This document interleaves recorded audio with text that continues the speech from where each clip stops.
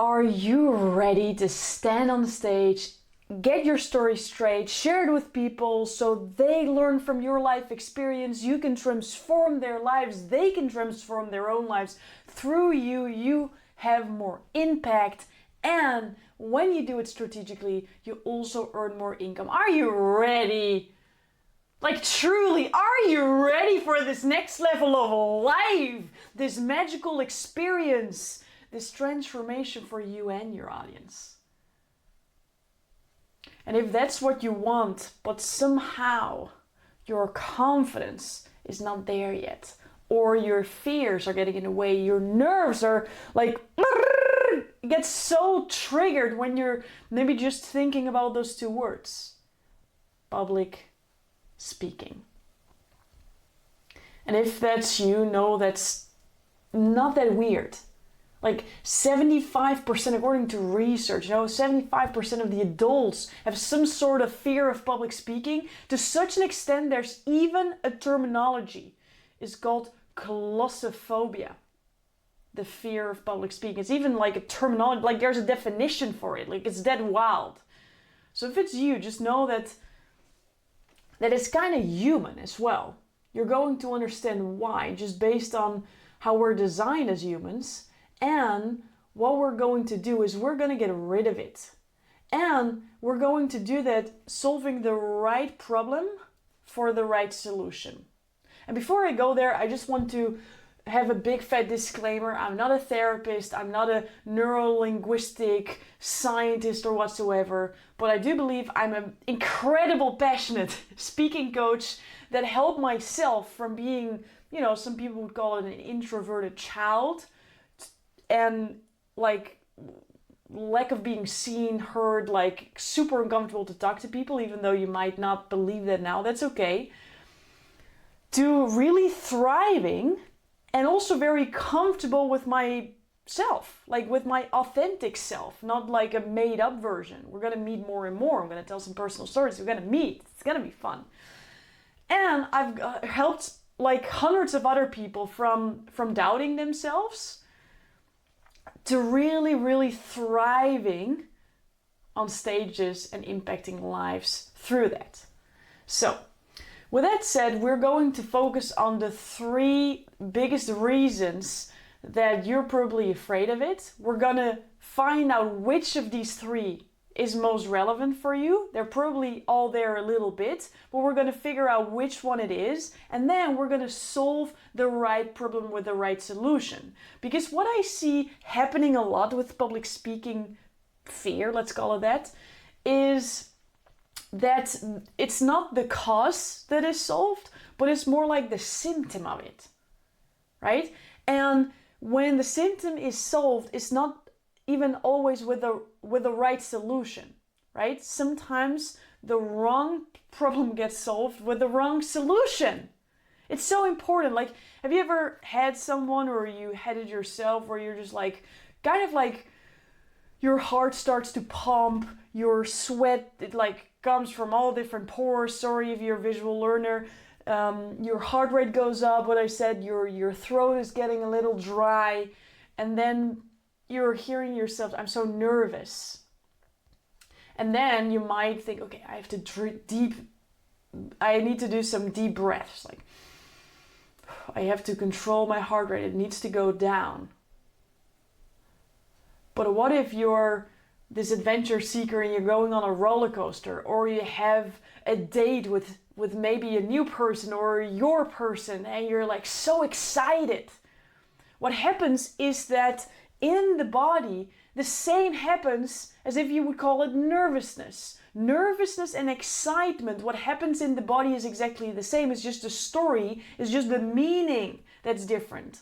So instead of saying, okay, I'm nervous and I'm gonna fix that through deep breathing, so I'm gonna calm myself down, I'm gonna lower my energy, I'm gonna be more centered, more grounded. You can also say, okay, I feel all these feelings in my body. That must mean it's excitement, and this is the goal I'm going to achieve, and I'm going to do it with high energy, right? So it's really, really important to first see what's actually there and then to find the solution that actually helps you bring you towards the goal that you want to achieve. And why that's so important, I want to emphasize with another story, because you might know now that I'm an amazing, like extraordinary, super enthusiastic, very professional, amazing public speaking coach. But there was a time in my life where I called myself an innovation manager.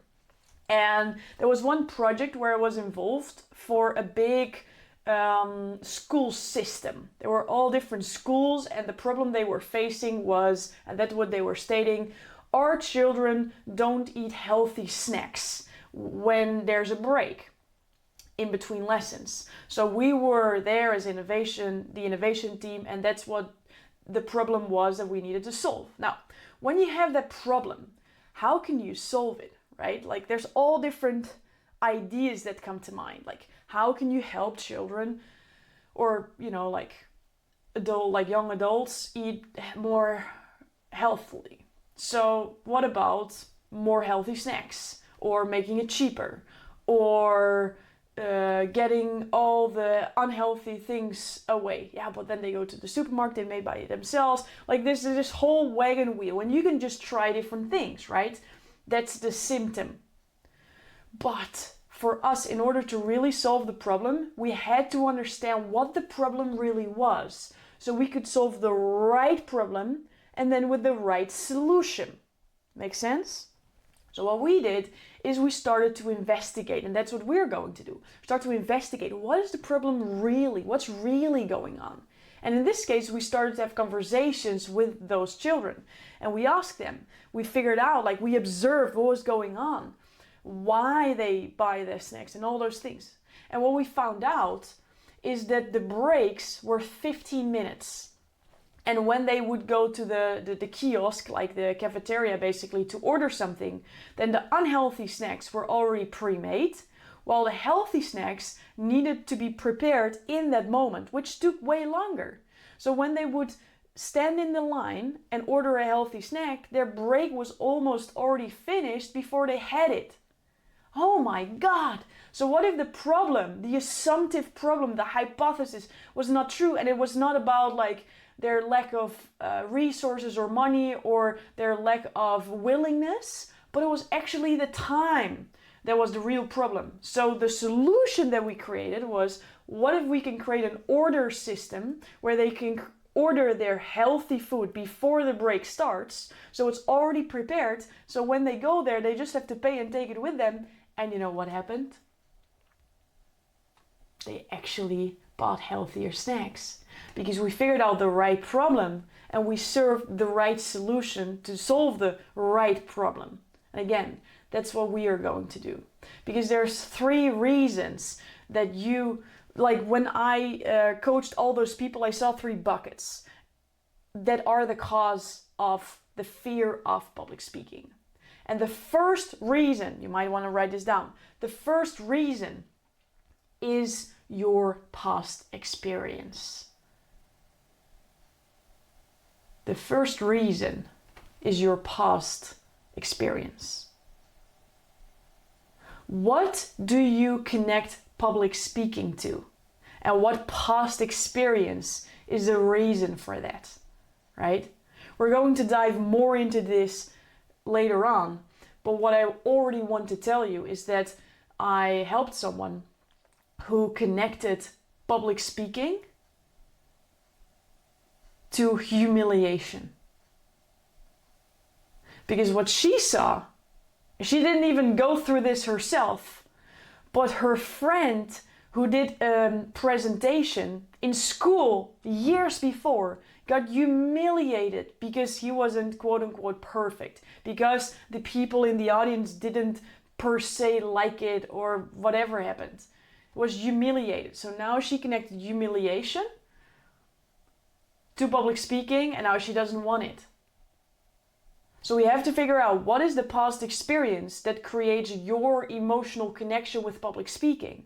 And we're going to rewire them. That's for later. Number 1. Number 2, the second reason the fear of public speaking exists is the way we are wired as humans. Write it down. Reason number 2, human wiring. Now, what do I mean with this? When you look at us as human beings, we are still designed, like created. Our brain is programmed to survive and not to thrive. I'll say that again. Our brain, the way we are designed, the way we are made, our main goal in life on a human design, like on a program, on a physiology lens, is we want to survive. We're not designed to thrive. For example, if you're in the desert and there's a lion coming at you, you're designed to run away or climb in a tree or like not be eaten by the lion. We're not designed to, I was knitting and this lion just turned out to be and now you're eaten, right? We are designed to survive, not to thrive, not to knit and make this beautiful whatever purse that you're making. I don't know why I came up with knitting as well, but you get the point, right? So the second reason is we're designed to survive, not to thrive. Now, what is the connection that the brain can come up with speaking up, with standing on a stage, with sharing your opinion in front of a group, where the group might not like it, get you kicked out of the so-and-so tribe, so you need to find your food by yourself, and the people who get the berries or kill the lion, you're all on your own, you need to do it all by yourself, and your brain says, oh no, that's way too dangerous, I don't want that, I'm gonna die. The brain is designed to survive, not to thrive. So it will tell you all the reasons why it's not a great idea. You start to see when they're both active. You have a past experience that's negative, that's still in your system. The second is that your body is just survived, designed to survive, not to stand on the stage and share your vulnerable story. And later on I'm going to tell you, oh, it's so important to be authentic, to be vulnerable, and your whole survival mechanism says that's dangerous, I don't want it. So that's also a reason. And the last one, and this might make you laugh, because sometimes we can go deep and we can find a root cause and then you just didn't practice. Come on now. If I would not practice, I would also be afraid. And it has nothing to do with my connection. There's nothing to do with, if you just don't prepare, you don't know what you're going to say, and you will be a little bit nervous for the outcome, which is totally normal. Okay? So we're going to dive deeper in these 3 causes. We're going to figure out more of what it is that it is. We're going to figure out what the connection is for you. And this is what it's all about, how you can take action, how you can anticipate, how you can take the lead and help yourself to actually stand there on a stage. And you don't have to believe this yet, but I would love to invite you to at least consider the possibility. What if public speaking could be actually kind of fun? And what if public speaking is quite easy? And that when you believe it's fun and easy, it's actually incredibly impactful, not only for your audience, but also for yourself. This journey is just not only about inspiring, impacting, transforming other people. But when you really go head first on this whole transformational journey, you will heal some parts of yourself that you may not even knew about in your conscious mind. And you will see that when you conquer it on stage, you will also conquer it in life. That you speak up on moments where you would shut up. It's your time, my friend. Your story is worth sharing. There's people out there who not only want to hear it, they need to hear it. They're waiting for you. They just don't know that you exist yet. So let's work together and let them find you easier, shall we? So you can stand on stages with confidence, with congruency, with conviction, and with a big smile on your face. It's a magical journey. Not just because the journey is magical, but you are. So let's dive into it.